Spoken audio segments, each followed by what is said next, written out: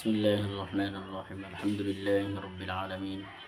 والصلاة والسلام على سيد الأنبياء والمرسلين محمد وعلى آله وأصحابه أجمعين أما بعد قال الله تبارك وتعالى في القرآن المجيد والفرقان الحميد أعوذ بالله من الشيطان الرجيم بسم الله الرحمن الرحيم وذكر فإن الذكرى تنفع المؤمنين صدق الله العظيم۔ برادران ملت اور اسلام کے چاہنے والوں اور ماننے والوں، میرے مسلمان بھائیوں، جیسا کہ آپ لوگوں کو معلوم ہے کہ یہ محرم الحرام کا مہینہ چل رہا ہے۔ محرم الحرام ان 4 مہینوں میں سے ایک ایسا مہینہ ہے جس کے بارے میں رسول اللہ صلی اللہ علیہ وسلم نے بڑی تاکید کے ساتھ ارشاد فرمایا کہ یہ بہت ہی عظمت اور برکت والا مہینہ ہے۔ اس میں دنیا کے اندر بہت سارے انقلابات پیدا ہوئے، جیسا کہ حضرت آدم علیہ السلام کو اسی مہینے کے اندر پیدا کیا گیا، اور اسی مہینے کے اندر جو ہے آپ علیہ السلام کو زمین پر اتارا گیا، اور اسی مہینے کے اندر حضرت ایوب علیہ السلام جو اللہ تبارک و تعالیٰ کی آزمائش میں گھرے ہوئے تھے، اسی مہینے میں چنگا اور اچھا ہوا۔ اور حضرت یوسف علیہ السلام کو بھی اسی مہینے کے اندر ان کے والد محترم سے ملایا گیا، اور حضرت یونس علیہ السلام کو بھی اسی مہینے کے اندر مچھلی کے پیٹ سے نجات ملی۔ اور بھی بہت سارے واقعات ہیں۔ ان تمام واقعات کو مد نظر رکھتے ہوئے ایک بہت ہی بڑا انقلابات یہ ہوئی کہ اس میں حضرت حسین رضی اللہ تعالیٰ عنہ کی جو ہے شہادت دی گئی۔ آپ نے محرم الحرام کے مہینے میں ہی شہادت کا جام پیا۔ تو ہمارے اور آپ کے لیے یہ میسیج ہے، یہ پیغام ہے کہ یہ مہینہ کھیل کود کا نہیں ہے۔ یہ مہینہ جو ہے اپنے خواہشات کو پورا کرنے کا نہیں ہے۔ یہ مہینہ جو ہے اپنے منشیات پر چلنے کا نہیں ہے، بلکہ ہمیں یہ مہینہ سکھاتا ہے کہ صبر، شکر اور اللہ تبارک و تعالیٰ کی دی ہوئی نعمتوں کے حقوق کے بارے میں شکر ادا کرنا۔ آج دیکھنے میں یہ آ رہا ہے کہ محرم الحرام کا مہینہ شروع ہوتے ہی ایک آدھ لوگ معلوم کر لیتے ہیں کہ محرم الحرام کا مہینہ شروع ہو چکا ہے، باقی کسی کو خبر بھی نہیں ہوتی۔ مثال کے طور پر جیسا کہ 1447 ختم ہوا اور 1448 کا آغاز ہوا، تو جیسے ہم 2025 ختم ہوا تھا اور 2026 جو ہے شروع ہوا، تو ہم تمام لوگوں کو معلومات میں یہ بات رہتی ہے کہ 2025 ختم ہوا، اب 26 شروع ہونے والا ہے، اور اسلامی تاریخ کے بارے میں ہمیں کچھ بھی معلوم نہیں۔ صرف اتنا معلوم ہوتا ہے کہ 10 محرم اگر آئے تو اس میں ہم ناچ گانے، ڈی جے، طرح طرح کے خرافات و بدعات کو انجام دیں گے، اتنا صرف معلوم رہتا ہے۔ تو میرے محترم بزرگ دوستو، کیا یہی دین ہے کہ محرم الحرام کے ایام کے اندر اتنے بابرکت مہینے، اتنے برکت والے مہینے کے اندر ہم وہ سب کچھ کر جاتے ہیں جس کے بارے میں ایک انسان جو ہے تصور بھی نہیں کر سکتا ہے۔ ایسے ایسے گناہ کے کام کرتے ہیں کہ بعض گناہ ایسے ہیں کہ اللہ تبارک و تعالیٰ کی ذات براہ راست جو ہے شرک کہلاتا ہے، شرک کہلاتا ہے۔ تعزیہ کے نام پر لوگ، اربوں خربوں لوگ جو ہے اپنے ایمان سے جو ہے ہاتھ دھو بیٹھتے ہیں۔ وہ ایسے کہ تعزیہ محرم الحرام کے اندر بنایا جاتا ہے، اور اس تعزیے کے اندر دھاگا بھی باندھا جاتا ہے، منتیں بھی مانی جاتی ہے، اور امبارہ جو ہوتا ہے، جو مٹی سے ذرا اونچا، زمین سے ذرا اونچا کر کے مٹی ڈال دیا جاتا ہے، وہاں لوگ سجدہ کرتے ہیں۔ تو یہ اللہ تبارک و تعالیٰ کی ذات میں آپ شرک کر رہے ہیں، اللہ تبارک و تعالیٰ کے ساتھ ایک ساجی مان رہے ہیں، شریک مان رہے ہیں۔ اللہ تعالیٰ قرآن کریم میں فرماتے ہیں ان اللہ لا یغفر ان یشرک بہ ویغفر ما دون ذلک لمن یشاء ومن یشرک باللہ فقد ضل ضلالا بعیدا۔ کہ جو شخص اللہ تبارک و تعالیٰ کی ذات میں شرک کرتا ہے، اللہ تبارک و تعالیٰ کا ساجی مانتا ہے، اللہ رب العزت اس دنیا میں جتنے بھی گناہ کر کے آئے وہ سب معاف کر دیں گے، لیکن میری ذات میں اگر کوئی شرک کرتا ہے، شریک کرتا ہے، تو میں اس گناہ کو ہرگز معاف نہیں کروں گا۔ یہ اللہ تبارک و تعالیٰ قرآن کریم میں ارشاد فرماتے ہیں۔ تو محرم الحرام کا مہینہ اس لیے نہیں آیا کہ اس میں ہم ڈھول بجائیں، باجا بجائیں، ڈی جے بجائیں، بلکہ محرم الحرام کا مہینہ اس لیے آیا کہ یہ مہینہ صبر اور شکر اور نہایت ہی برکت والا ہے۔ تو ہم ان ایام کو زیادہ سے زیادہ عبادت میں گزارے، اس کی فکر ہونی چاہیے، بجائے اس کے کہ ہم اس میں بدعات و خرافات کرتے ہیں۔ اب ہم لوگوں نے دین ہی اس کو سمجھا ہے کہ محرم آئے تو اس میں ڈی جے بجا لینا، تعزیہ بجا لینا، طرح طرح سے ناچ گانے کر لینا، یہ دین ہے۔ شادی بیوہ ہو تو اس میں اپنے مرضی کے مطابق اپنی شادی کو رچانا، اپنے شادی کو جو ہے اٹینڈ کرنا، یہ ہم نے دین سمجھا ہے۔ اگر میں ایک طریقے سے کہوں کہ اس پر کافی حد تک بات چیت ہوتی رہتی ہے، ہر سال ہوتی رہتی ہے، لیکن ایمان والوں کی صفات یہی ہے کہ وہ جب اللہ اور اس کے رسول کا حکم آتا ہے تو وہ اس حکم کے سامنے اپنی ساری خواہشات کی جو ہے قربانی دے دیتا ہے۔ لیکن کیا ہم بھی ان ایمان والوں کے دائرے میں آتے ہیں کہ جو اللہ اور اس کے رسول کی باتوں کے سامنے اپنی ساری چاہتوں کی قربانی دے دیتے ہیں، اور ہم اپنی چاہت، اپنی خواہشات اور ہم اپنے غلط ارادے پر اڑے رہتے ہیں، کھڑے رہتے ہیں؟ کیا ہم ایمان والوں کے صف میں کھڑے ہو سکتے ہیں؟ میرے محترم بزرگو دوستو، یہ دین اللہ رب العزت نے مکمل کر دیا ہے۔ قرآن کریم میں اللہ تبارک و تعالیٰ فرماتے ہیں: الیوم اکملت لکم دینکم واتممت علیکم نعمتی ورضیت لکم الاسلام دینا، کہ اللہ تبارک و تعالیٰ نے یہ حجۃ الوداع کے موقع پر یہ آیت نازل کر کے محمد صلی اللہ علیہ وسلم کے اوپر دین مکمل فرما دیا۔ اب اس دین کے اندر اگر ہم کوئی نئی بات پیدا کرتے ہیں، اگر کوئی نئی بات لاتے ہیں، کوئی نئی بات کا ایجاد کرتے ہیں، تو ہم اپنے عمل سے، زبان سے تو نہیں کہہ رہے بلکہ ہم عمل سے کر کے دکھا رہے ہیں کہ ابھی دین مکمل نہیں ہوا، معاذ اللہ۔ حالانکہ دین مکمل ہو چکا ہے، اب اس میں رد و بدل کی کوئی گنجائش نہیں ہے۔ تو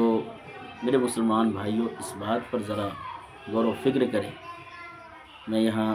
سوشل میڈیا سے بھی جڑا ہوں، اور میں اس بات کو دیکھا، بھانپا کہ جو لوگ عالم ہیں، جن کے گھروں میں علماء ہیں، ان کے بال بچے بھی اس چیز کو منایا جا رہا ہے، اس کو روکا بھی نہیں جا رہا ہے، اس چیز کو منا رہے ہیں، حالانکہ وہ اس چیز سے روک بھی نہیں رہے، ٹوک بھی نہیں رہے کہ بھئی یہ چیز غلط ہے، یہ دین میں ایک نئی بات پیدا کرنا ہے، ایجاد کردہ بات ہے، یہ اللہ تبارک و تعالیٰ کی نافرمانی والے کام ہے، اس سے بچو، اس سے رکو، یہ منہ سے بھاپ تک بھی نہیں نکل رہے۔ تو میرے محترم بزرگو دوستو، دین اس کا نام ہے کہ اللہ اور اس کے رسول کا حکم آ جانے کے بعد ہم اپنے سر کو خم کر دیں، ہم اپنے سر کو ان کے سامنے جو ہے جھکا دے کہ آپ نے جو حکم دیا ہے یہی ہمارے لیے کامیابی اور کامرانی کی بات ہے۔ باقی ہم اپنے چاہت سے اگر چلیں گے، کیونکہ اللہ اور اس کے رسول صلی اللہ علیہ وسلم ہمارے فائدے جتنے جانتے ہیں، ہم اپنی زندگی کے بارے میں خود اتنا نہیں جانتے۔ ایک بات ہے کہ اگر یہ چیز صحیح ہوتی، یہ چیزیں تعزیہ بنانا، اس میں طرح طرح سے بدعات و خرافات کرنا، لاٹھی کھیلنا، یہ اگر چیزیں جائز ہوتی تو اس کی اجازت خود محمد صلی اللہ علیہ وسلم دیتے، صحابہ کرام عمل کر کے دکھاتے، اور ہمارے اسلاف، بزرگان دین، صالحین اس پر عمل پیرا ہوتے۔ اب دیکھنے میں آ رہا ہے کہ ایک جگہ منایا جا رہا ہے، دوسری جگہ نہیں، تو یہ اس بات سے ہی اندازہ لگایا جا سکتا ہے کہ جیسے کہ نماز ہے، پوری دنیا میں آپ ایک انسان کو بھی ایسے ڈھونڈ کے لائیے جو کہ یہ کہتا ہو کہ نماز میرے نزدیک جائز نہیں ہے، نماز میں نہیں پڑھ سکتا، بلکہ وہ نہیں پڑھتا ہے ٹھیک ہے، لیکن اس کی دل میں یہ جگہ ہوتی ہے نماز اللہ تبارک و تعالیٰ کی فرض کردہ چیز ہے، اس کو ہر صورت میں ادا کرنا ضروری ہے۔ تو ایسے ہی محرم ہے، اس کو بعض علاقے میں منایا جاتا ہے، بعض میں نہیں منائے جاتے ہیں۔ اس بات کی بھی ایک دلیل ہے کہ یہ چیزیں دین میں کوئی معنی نہیں رکھتا ہے، یہ چیز دین میں بے ثبوت ہے، بے دلیل ہے۔ اور سب سے بڑی وجہ اور دلیل یہ ہے کہ دین کے جانکار لوگ جو دیندار کہلاتے ہیں وہ اس پر عمل کر کے دکھلاتے کہ اس طریقے سے نہیں منایا جاتا، اس طریقے سے منایا جاتا ہے۔ حالانکہ جو لوگ دین کی تھوڑی سی بھی سمجھ رکھتے ہو، دین کے بھی تھوڑے سے نالج رکھتے ہو، وہ اس بات سے صراحتاً منع کرتے ہیں کہ یہ چیزیں حرام ہیں۔ اب دیکھنے میں یہ بھی آ رہا ہے کہ کچھ لوگ اپنے مفاد کے لیے، اپنے فائدے کے لیے، چند روپیہ اور پیسے کے لیے اپنے ایمان کو بیچ دیتے ہیں۔ ہم سے زیادہ، غیر مسلم سے زیادہ اس میں ہم دلچسپی رکھتے ہیں۔ غیر مسلم تو رکھتے ہی ہیں، لیکن ان سے زیادہ ہم دلچسپی رکھتے ہیں۔ وہ اس لیے کہ ہمیں کوئی 10,000 روپے دیتا ہے، 5,000 روپے دیتا ہے، 2,000 روپے دیتا ہے، کوئی خصی دے آتا ہے، کوئی بکرا دے آتا ہے، تو ہم اپنے مفاد کے لیے اپنے دین کو نقصان پہنچائے، یہ تو مسلمان نہیں ہو سکتا ہے، یہ مسلمان نہیں ہو سکتا ہے۔ آج بہت سارے علاقے میں رات بھر جاگ کر پتہ نہیں وہ کیسے لاٹھی کھیلتے ہیں، کیا کرتے ہیں۔ بھائی لاٹھی کھیلنا ہی ہے تو سال کے پورے ایام گزر جانے کے بعد آپ کو محرم میں کھیلنے کا جو ہے یہ موقع ملا ہے، کیا پورے سال میں آپ کبھی بھی نہیں کھیل سکتے؟ لاٹھی چلانا، تلوار بازی کرنا، اور جو بھی اپنے جان کے تحفظ کے لیے، دین کے تحفظ کے لیے جو سیفٹی اختیار کی جائے وہ صحیح ہے۔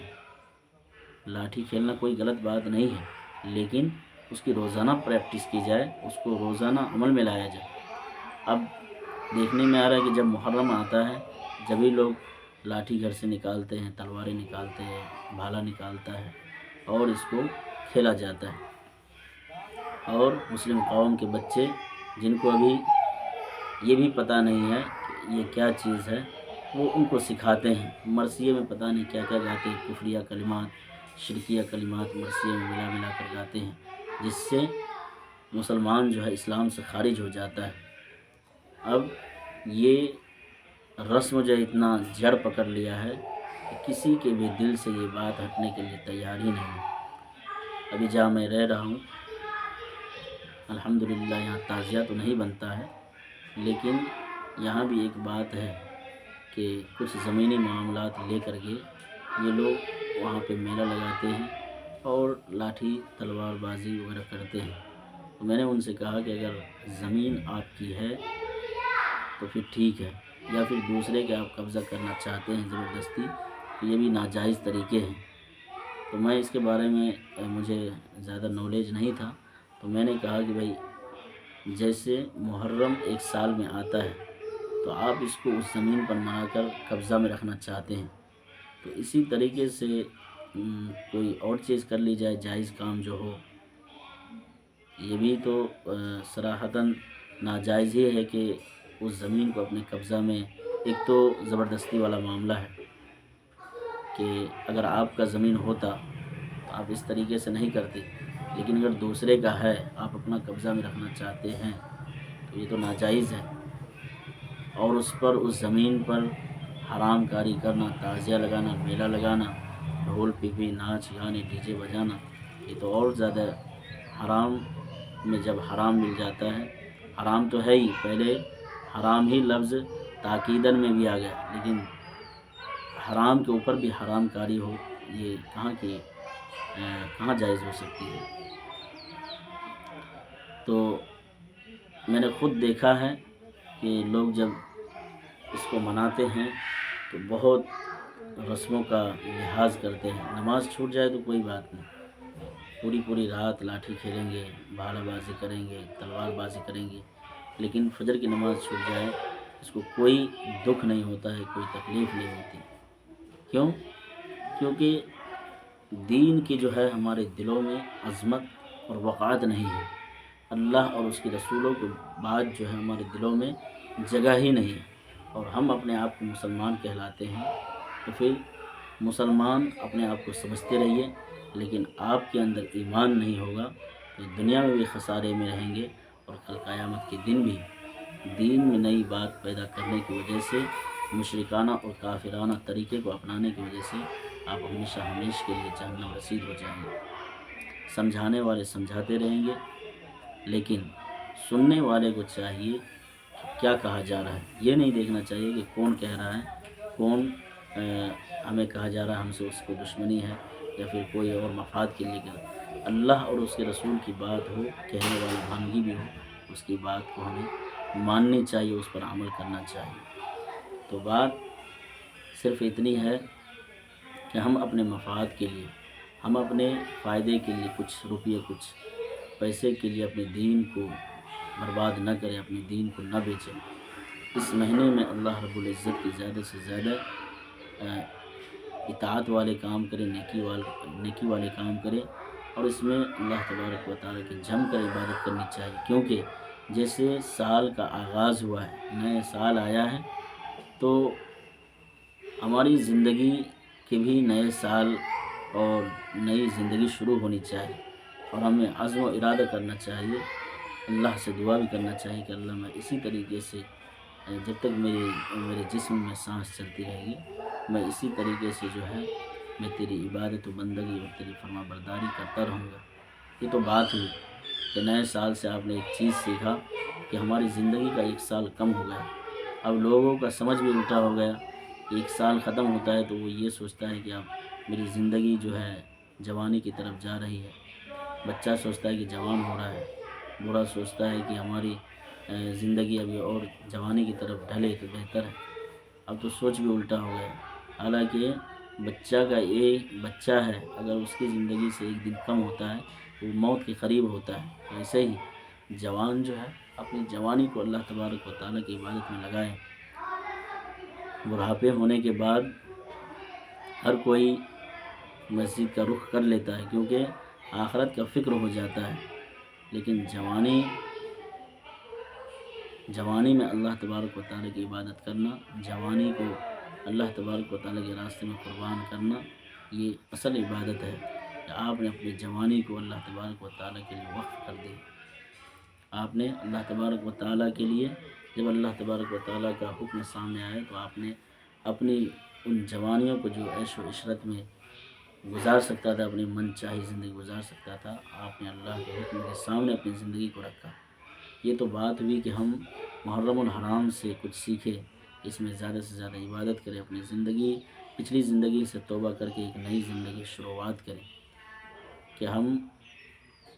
دین کو نقصان پہنچا ہی رہے، ہم اپنی ذات کو بھی اس میں نقصان پہنچاتے ہیں، کہ پوری رات جاگنا، راتوں کو دیر سے سونا، یہ صحت کے لیے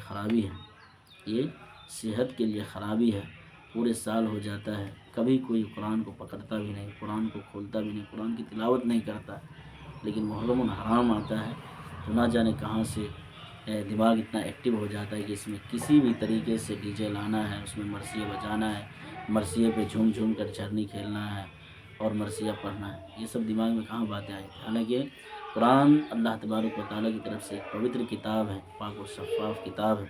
اسی میں انسانوں کے لیے ہدایت ہے، اور اسی کو پیچھے کرنے سے انسان برباد اور تباہ ہو جاتا ہے۔ اس لیے اللہ کے رسول صلی اللہ علیہ وسلم فرماتے ہیں کہ قرآن کریم بعض لوگوں کو بہت اونچے درجے پر پہنچا دیتا ہے اور بعض لوگوں کو بہت پستی میں ڈال دیتا ہے، وہ اس وجہ سے کہ جو قرآن کریم کو پڑھتا ہے، اس کو سمجھتا ہے، جانتا ہے، قرآن کریم اللہ تبارک و تعالیٰ سے فرمائش کر کے اس کو اعلیٰ سے اعلیٰ مقام پر پہنچا دیتے، اس کو دنیا میں بھی ترقی دیتے کہ قیامت کے دن بھی اللہ تبارک و تعالیٰ تمام لوگوں کے سامنے جو ہے اعلان فرمائیں گے کہ اس نے میرے قرآن پر عمل کیا اور یہ کامیاب شخص ہے۔ اسی طریقے سے قرآن ہمارے پاس ہے، حدیث ہے، اور ہم اس پر عمل نہیں کر رہے ہیں، تو یہی قرآن کل قیامت کے دن ہمارے لیے گواہ بن جائے گا، اس نے دنیا میں مجھے نہیں پڑھا اور پستی کا عالم ہو جائے گا۔ میرے محترم بزرگ دوستو، اپنے ایام کو صحیح وقت میں خرچ کرے اور اپنے ایام کو عبادت میں زیادہ سے زیادہ خرچ کرے۔ میری گزارش ہے کہ دین کو نقصان نہ پہنچائے، اپنی ذات کو نقصان نہ پہنچائے، بلکہ اللہ تبارک و تعالیٰ نے جو حکم دیا ہے اس حکم کے مطابق اگر کوئی زندگی گزارتا ہے، دیکھیے کہ شہرت کے لیے، نام و نمود کے لیے، آپ دوسرے کو دکھلاوا کرنے کے لیے اگر یہ سب کر رہے ہیں، اور یہ ہے ہی ہے دوسرے کو دکھانے کے لیے ہی ہے، باقی آپ اللہ کے لیے کر دیں تو اللہ اس کی اجازت نہیں دیتا ہے، رسول اس کی اجازت نہیں دیتا ہے۔ ایمان والوں کی صفات تو یہ ہے کہ کہا کہ جب اللہ کا نام لیا جاتا ہے تو ان کے دل جو ہے لرز جاتے ہیں، کانپ جاتے ہیں۔ یہ تو ایمان والوں کی صفت ہے۔ اور اللہ تبارک و تعالیٰ کا حکم ان کے سامنے آ جاتا ہے تو وہ اپنی پچھلی زندگی میں جو کر رہا ہوتا ہے، وہ غلط طریقے تھے، اس کو چھوڑ دیتا ہے۔ یہ تو ایمان والے کی صفات ہے کہ ماننے کا جذبہ رکھے۔ اس لیے میں نے قرآن کریم کی آیت جو شروعات میں پڑھی، وَذَكِّرْ فَإِنَّ الذِّكْرَىٰ تَنفَعُ الْمُؤْمِنِينَ، یہ نصیحت ہے، نصیحت ماننے والوں کے لیے۔ اور نصیحت فائدہ اسی کو پہنچاتا ہے، مفاد اسی کو پہنچاتا ہے جس کے دلوں کے اندر ایمان ہو، جس کے دلوں کے اندر ماننے کا جذبہ ہو۔ آج ماننے کا جذبہ ہی ہمارے یہاں سے ختم ہو چکا ہے۔ آج ماننے کا جذبہ ہی ہمارے دلوں سے ختم ہو چکا ہے۔ ہمیں کوئی راہ راست کی بات بتلاتا ہے، رہنمائی کرتا ہے، تو ہم اس کو غلط نگاہ سے دیکھتے ہیں کہ یہ ہماری زندگی میں دخل اندازی کرنے آتا ہے، یہ مولوی ہے ہماری زندگی میں ایسا کرتا ہے کہ ایسا کرو، یہ کرو، وہ اس چیز کو منانے نہیں دیتے، اس چیز سے روکتا ہے۔ تو یہ ہماری زندگی کا بھی ایک حصہ بن چکا ہے کہ ہم ماننے کا جذبہ نہیں رکھتے۔ صحابہ کی زندگی ایسی تھی کہ اللہ کے رسول صلی اللہ علیہ وسلم جو بھی کہتے تھے اس پر لبیک کہتے تھے۔ تو یہ ماننے کا جذبہ ایمان والوں کی صفات ہے کہ جب کوئی حق بات آ جائے، واضح دلیل سامنے آ جائے تو اس بات کو ہم مانیں اور اس بات کو کریں۔ تو جو لوگ اس چیز کو کر رہے ہیں وہ اپنے ایمان کی خود اپنے ایمان کا جو وہ خود ذمہ دار ہے، اور اپنے ایمان سے ہاتھ دھونے کا بھی خود ذمہ دار ہے۔ تو اس تعزیہ کے سامنے اپنی منتیں ماننا اور امبارہ کے سامنے اپنے گردنے کو جھکانا اور مرثیے پڑھنا، یہ تمام کے تمام بات واہیات ہے۔ اور جب یہ پیشانی اللہ کے سوا کسی کے سامنے جھک جاتا ہے تو اللہ تبارک و تعالیٰ کی ذات میں شرک کرنا ہوتا ہے، اور شرک کو اللہ تبارک و تعالیٰ کبھی نہیں معاف کریں گے۔ اس لیے رسول اللہ صلی اللہ علیہ وسلم فرماتے ہیں کہ حدیث قدسی ہے، اللہ تبارک و تعالیٰ خود فرماتے ہیں کہ اے میرے بندو، تم زمین بھر کر اور آسمان بھر کر گناہ کر کے آؤ، لیکن میرے سامنے ایک آنسو کا قطرہ بہا دو تو میں ان تمام کے تمام گناہوں کو معاف کر دوں گا، اس پر معافی کا قلم پھیر دوں گا۔ لیکن میری ذات میں کسی کو شریک ٹھہراؤ، کسی کو ساجی اور میرا ساتھی بناؤ، تو میں اس بات کو کبھی برداشت نہیں کروں گا، اس بات کو میں کبھی معاف نہیں کروں گا، اور میں تمہیں ہمیشہ ہمیشہ کے لیے جہنم میں رکھوں گا، خالدین فیہا ابدا۔ میرے محترم بزرگ دوستو، سمجھنے کی بات ہے، بات بہت ساری کرنے کی ہوتی ہے، لیکن اصل مقصود عمل کرنا ہے، اصل مقصود عمل کرنا ہے۔ کہ ہم بات بہت ساری سن بھی لیں گے لیکن بے توجہی سے عمل نہ کرنے کی نیت سے سنیں گے تو کیا فائدہ۔ تو اس مہینے کے اندر ہم زیادہ سے زیادہ اپنی فیملی پر، پریوار پر، جس طریقے سے آپ سے ہو سکتا ہے سہولت کے ساتھ گھر والوں پر خوب دل کھول کر خرچ کریں، خوب دل کھول کر خرچ کریں، تاکہ اللہ تبارک و تعالیٰ آپ کی رزق میں برکت عطا فرمائے، آپ کی زندگی میں برکت عطا فرمائے، اور آپ کی زندگی کی مدت جو ہے اللہ تبارک و تعالیٰ اس کو بڑھائے۔ تو یہ کام کرنے کی ہے، جن کاموں سے ہمیں منع کیا گیا ہے اس کام میں ہم مشغول رہتے، اس کام میں ہم مصروف رہتے ہیں۔ تو محرم الحرام امام حسین کے نام پر منانا، اس کے نام پر بقرہ دینا، اس بکرے کو کاٹ کر کھانا، ذبح کر کے کھانا، یہ سب کے سب بات جو ہے بدعات، خرافات، شرکیہ اور کفریہ بات ہے۔ اس سے بچنا اشد ضروری ہے کہ تمام مسلمانوں سے میں درخواست کرتا ہوں کہ جو لوگ اس چیز کو مناتے ہیں، سب سے پہلی بات تو یہ سمجھے، یہ چیزیں اگر جائز ہوتی، یہ چیزیں اگر جائز ہوتی تو اس کو صحابہ کرام مناتے، علماء کرام اس کو بہت اچھے طریقے سے مناتے، آپ سے بہتر جاننے والا ہے اس کو علماء کرام بھی مناتے، ہمارے حفاظ کرام، ہمارے مفتیان کرام، ہمارے مساجد کے ائمہ حضرات بھی اس کو مناتے، لیکن وہ نہیں منا رہے۔ سمجھیے کہ یہ اس کی دلیل ہے، یہ بھی ایک دلیل ہے کہ جو لوگ دین کے جانکار ہیں، دین کو پڑھا ہے، دین کو سیکھا ہے، قرآن و حدیث کا ان کو علم ہے، اس کو اس چیز کا کیوں علم نہیں ہوگا کہ تعزیہ منانا جائز ہے یا ناجائز ہوگا۔ تو آپ اس چیز کو سمجھیں، جو سمجھا رہا ہے وہ اپنی ذمہ داری پورا کر رہا ہے کہ کل قیامت کے دن مجھ سے مواخذہ نہ ہو، میری پکڑ نہ ہو۔ لیکن جو سن رہا ہے، سننے کے باوجود اس کام کو کر رہا ہے، تو وہ اپنی زندگی کا خود ذمہ دار ہے کہ عمل کرنے والی بات جب سامنے آ گئی تھی، واضح دلیل جب سامنے آ گئی تھی، حق بات جب سامنے آ گئی، تو آپ نے کیوں نہیں مانا؟ تو یہ بات ہے میرے محترم۔ تو اس چیز کو اپنے دھیان میں لائے، سو غور و فکر کریں، اور اس چیز سے جو پچھلی زندگی میں ہو چکا ہے، جو ماضی کی زندگی میں ہو چکا ہے، جن کو ہم نے کر لیا، نہ سمجھے میں، انجانے میں کر لیا، اللہ تبارک و تعالیٰ سے اس چیز کے بارے میں معافی مانگیں اور توبہ کریں،